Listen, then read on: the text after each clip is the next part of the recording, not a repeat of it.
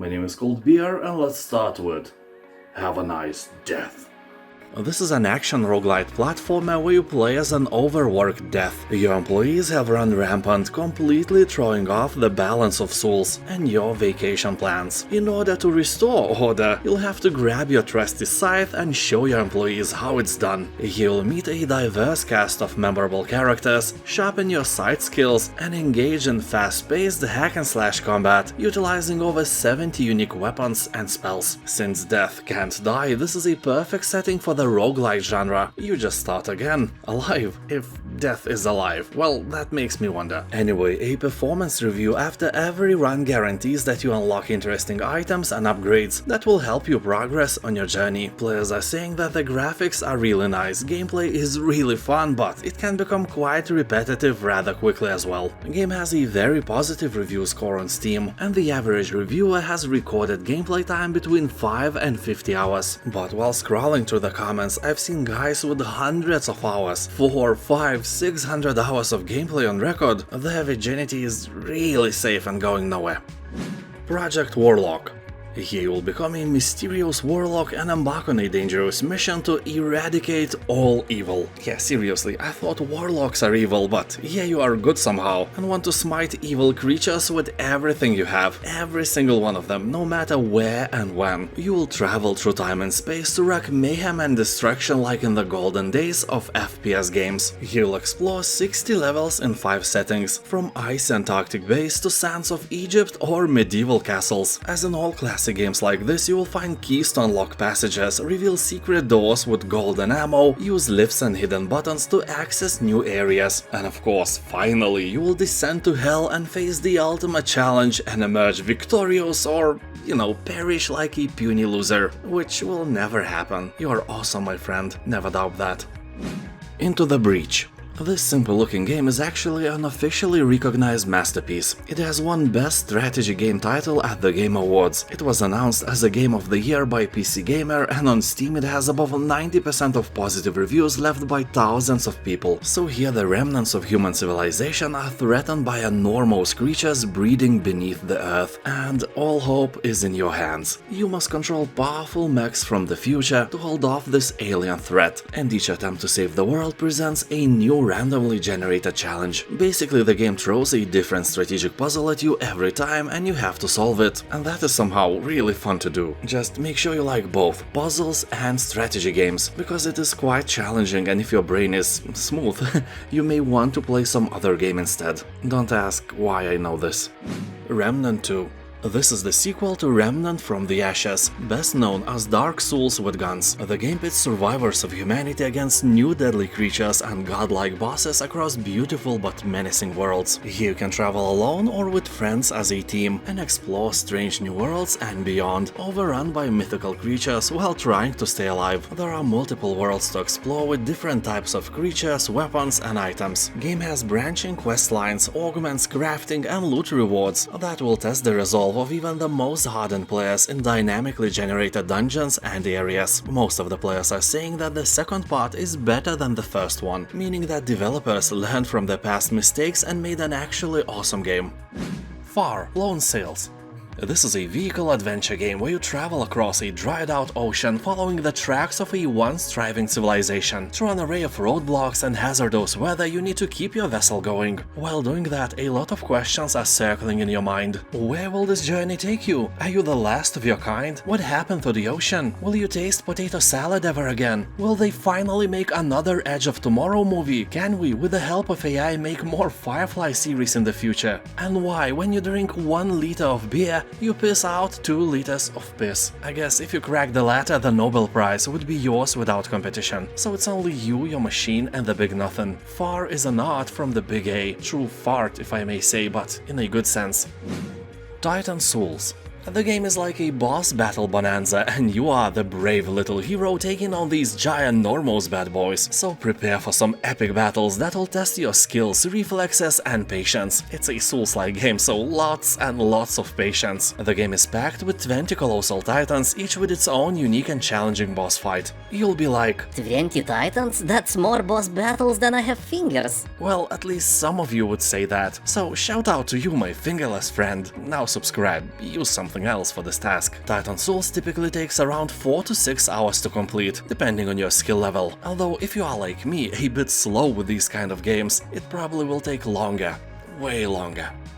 The Walking Dead, the Telltale Definitive Series. I think most of us have watched or at least have heard about the TV series of The Walking Dead. It was a wonderful show for a few seasons. Then almost every at least a bit more interesting actor left the show, mostly because of the poor writing, but it still continued for like 30 more seasons. Well, I am exaggerating of course, and I have to admit that I stopped watching it way past the mark where it stopped being good. Where a hair model without any acting skills and a samurai girl without face expressions led the show. It was bad but still addicting. Anyway, I'm telling you all this because this game is like TV show, but when it was actually good. Yeah, I know it's hard to remember those times, but Telltale's game is a masterpiece, and this time I am not exaggerating. This version contains 23 unique episodes and more than 40 hours of content. It may not be the cheapest game, but if you want a story-rich interactive fiction with multiple endings, it would be hard to find a better deal than this.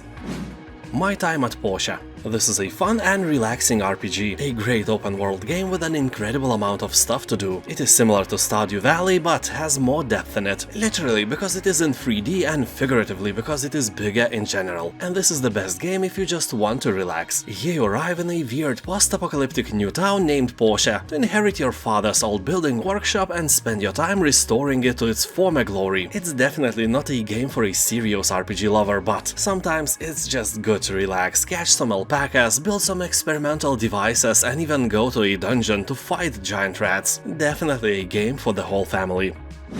Chants of Sennaar. The review score on Steam of this game is something out of a fairy tale. 98% of positive reviews is not something you see every day. So this adventure puzzle game has a wonderful story. Divided since the dawn of time, the peoples of the tower no longer speak to each other, just like you and your neighbor who dislikes potato salad. But it is said that one day a traveler will find the wisdom to break down the walls and restore the balance. And it's you, obviously. So probably all these people are already doomed. No offense. You'll explore and discover an enchanting world in a colorful poetic setting inspired by the myth of Babel, where men have forgotten their past. You will travel the endless steps of a prodigious labyrinth, uncover ominous secrets, and unveil the mysteries of this fascinating universe where ancient languages are both the lock and the key. People are saying that this game has really fun puzzles, beautiful soundtrack, and a really interesting, captivating story. Aliens Fireteam Elite. Here, after so many fear-infused hours in alien isolation, you can finally get some revenge on these terrifying creatures. You will kill hundreds of them, so it's nothing like the movies. Although it's really fun to play if you have a friend or two. You can play in single player as well, but I assure you that if you want full experience, you will have to find some friends. I know that may be mission impossible, but you can try anyway. You don't need real friends, all you need is some Discord channel with the same-minded people. So here you'll be exploring some friendly planet filled with friendly fauna and live in harmony all together. Except you don't. This game is a carnage where you will have to battle through hordes of different types of xenomorph, customize your character and gear, and level up as you try to contain this ever-growing threat. I especially like the diversity of enemies in this game. They really took their time to create some nasty monsters. The game itself is basically Left 4 Dead just with aliens. I think it's great, and 81% of Steam reviews are also positive. SnowRunner. Well, this is officially a realistic driving game about getting from point A to point B while transporting various cargo. But I would rather call it a Souls-like roguelite puzzle game. Of course, not in the real terms, but rather metaphorically, because the game is insanely hard and you will be doing the same task again and again. Basically, here you have to drive a heavy load truck to the appointed destination. But the trick here is that the road is not what you normally expect. You will have to deal with snow and mud, ice, rivers, fallen trees, and so on. And if you get stuck for real, that's kinda it, you will have to try again. And of course, avoid mistakes of the past, which you can't in real life. You know, all the mistakes you made in your life led you to this very moment where you watch my video. Yeah, well, honestly, if you would have done something differently, you could have ended up in a lava lake instead, or in the belly of a shark. So maybe your decisions were not that bad. Pat yourself on the shoulder. Torchlight II.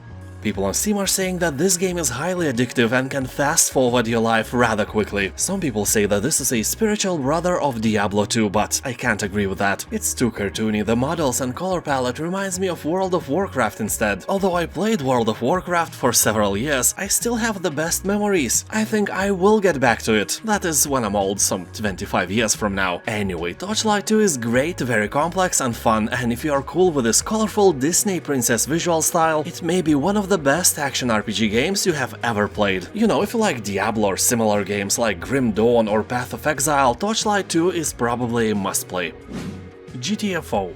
This is a 4-player cooperative game. Good news for you, since you are obviously short of friends, the vacuum of your life can be filled with bots here. Playing with them can be irritating at first, but when you learn their mechanics, it's actually quite fun. Said every lonely person ever. Oh, shut up. Of course, game developers still recommend playing with real people since the game requires a level of communication and tactical combat, and a good strategy is necessary to win the game. Many of the creatures of GTFO are suspended in state of hibernation, so light, noise and vibrations can easily wake these sleepers up. Better leave your multi-purpose, noisy, vibrating flashlight at home, so if one of the creatures knows you are there, they all know. Be cautious when deciding on shooting. This game will truly test your patience, since it is a hardcore shooter and it doesn't have a difficulty setting. Although despite the fact that the graphics and atmosphere are amazing, GTFO can become quite repetitive rather quickly. Witch It.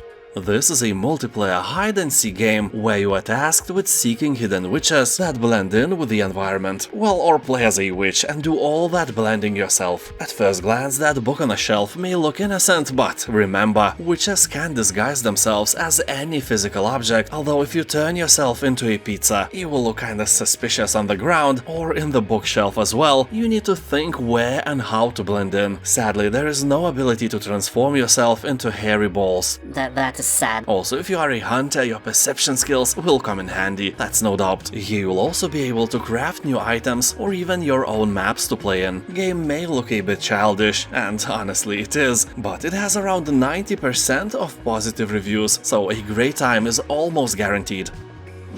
SpellForce 3 Soul Harvest.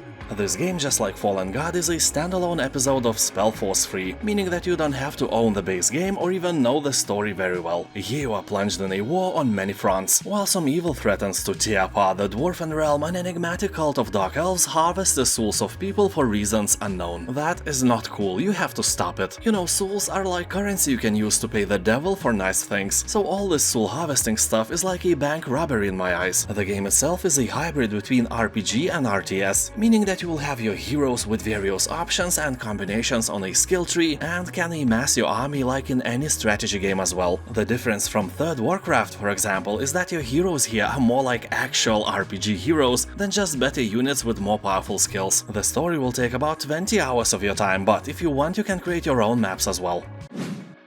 Stray. The game has an overwhelmingly positive review score and is worthy of the full price without a doubt, but now you can obtain it for a little bit cheaper. This is a cat simulator, but not a usual one, if you know some usual ones, because the game is set in a cyberpunk world and that stirs the pot a bit. The game is a third-person cat adventure set in the detailed neon-lit alleys of a decaying cyber city and the murky environments of its seedy underbelly. You can roam surroundings high and low, defend against unforeseen threats and solve the mysteries of this unwelcoming place inhabited by nothing but unassuming droids, dangerous creatures and things. You know, like evil duct tape. It's your enemy. If in your life a cat ever owned you, you know why. The Unfinished Swan. Here you'll explore a mysterious all-white landscape by splatting paint to reveal the world around you. You'll follow a swan that stepped out of an unfinished painting and wandered off into a surreal storybook-inspired kingdom. Each chapter brings surprises and new ways to explore the world, which is a host of bizarre and sometimes dangerous creatures. You will also encounter the eccentric king who built this empire. This is simply one of the best puzzle games ever created. If you are looking for a nice game with a good story and relaxing gameplay, this title is a must-try, no doubt. Jagged Alliance 3. In the sequel of the legendary tactical strategy turn-based franchise, you can select from a huge cast of mercenaries, all with their own unique personalities, quirks and backstories. Then go out and explore the land as you meet new people, earn money, grow your team and ultimately make your own decisions that will decide the country's fate. Here you will also find a campaign that you can play alone or with friends in online co-op mode, control territory, train the locals, command multiple parties and defend against enemy forces in an alive and active world. You can customize your weaponry and even decide on the fate of the country in an open RPG structure. Honestly, I was really skeptical about the game's quality before the release, because sequels like that, especially after so many years, tend to flop, while most of them actually fail to live up to the expectations. And Jagged Alliance 3 wasn't anything like that. A very positive review score left by thousands of people proves that without a sweat.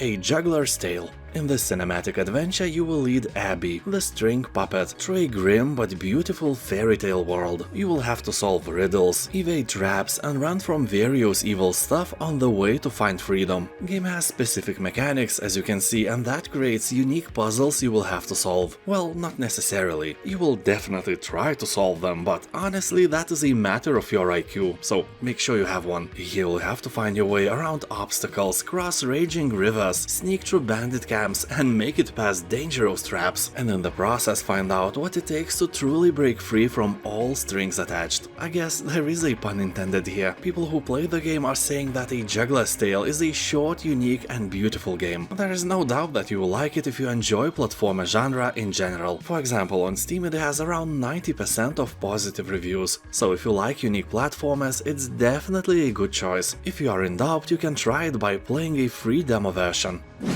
Darksiders Genesis. This is a great game with great humor and very positive reviews on Steam. It is well balanced to play in co-op mode, but also fun in single player as well without any regrets. You, like me, probably have no friends anyway. Although I must warn you that here you'll do more shooting than bashing and slashing, but you will get a fair share of the latter as well. Gamers on Steam are praising the aesthetics, interesting story and fun gameplay, but are grumpy about controls and few almost unsolvable puzzles. Game has great graphics, a bit childish dialogues, terrible camera angles, and no potato salad class, which is a shame. Anyway, from me it gets 8 cold beers out of 10. And now thank you for watching, have a nice day and I'll see you next time.